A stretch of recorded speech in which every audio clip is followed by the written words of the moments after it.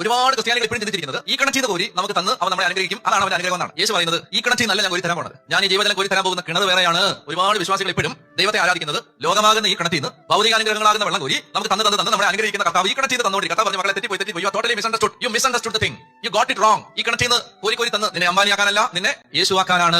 ആചാരങ്ങളുടെ കിണറ്റിൽ നിന്ന് കുടിച്ചുകൊണ്ടിരുന്നാൽ നിനക്ക് പിന്നെയും ദാഹിക്കും. ശ്രദ്ധിക്കണം, കിണറിലേക്കല്ല ദൈവമക്കൾ എത്തേണ്ടത്, ഉറവയിലേക്കാണ്, കിണറിലേക്കല്ല. മനസ്സിലാക്കി തരാം. ആചാരങ്ങൾ.